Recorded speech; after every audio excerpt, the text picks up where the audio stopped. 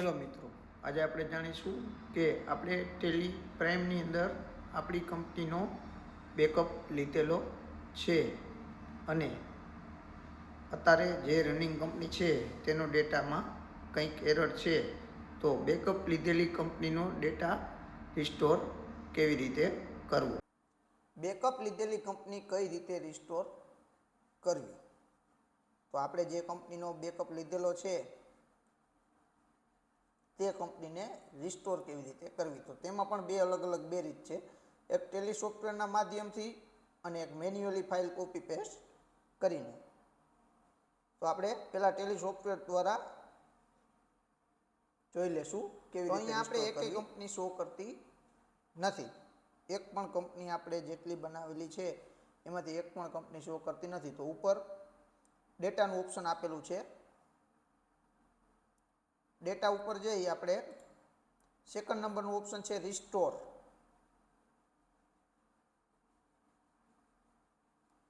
તો તેના ઉપર ક્લિક કરશું એટલે આપણે જે કંપનીનું બેકઅપ જે જગ્યાએ લીધું હતું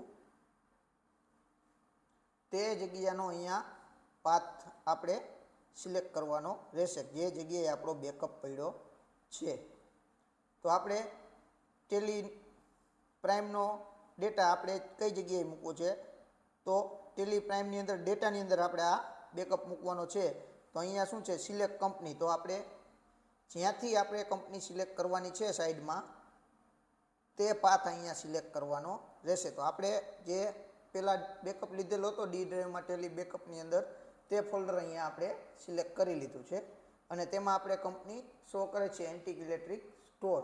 તો તે કંપની સિલેક્ટ કરી લેશું અને એન્ડ ઓફ કંપની, આપણે એક જ કંપનીને રિસ્ટોર કરવી છે એટલે એન્ડ ઓફ લિસ્ટ આપી દેશું અને ફાઇનલ એક્સેપ્ટમાં વાય દબાવો તો આપણી કંપની રિસ્ટોર થઈ જશે, શો કરવા માંડી. હવે બીજી કઈ રીત છે?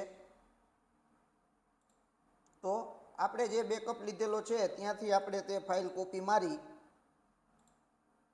અને જ્યાં આપણું ડેટાનું ફોલ્ડર છે ત્યાં તે ફાઇલને પેસ્ટ કરી દેશું એટલે આપણો backup manually backup copy paste કરીને થઈ જશે. તો આજના વિડીયો માટે આટલું અને આપણે કાલે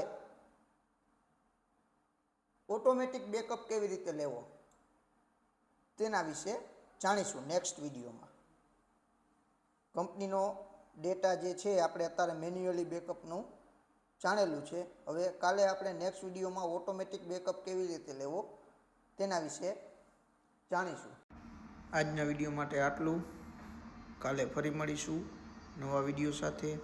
અને જો તમે આવા અવનવા વિડીયો જોવા માટે મારી ચેનલને લાઈક કરો, શેર કરો અને સબસ્ક્રાઈબ કરો, જેથી તમને મારા આવા એકાઉન્ટ વિશેના અલગ અલગ વિડીયો મળતા રહે. Thank you. જય હિન્દ, જય ભારત.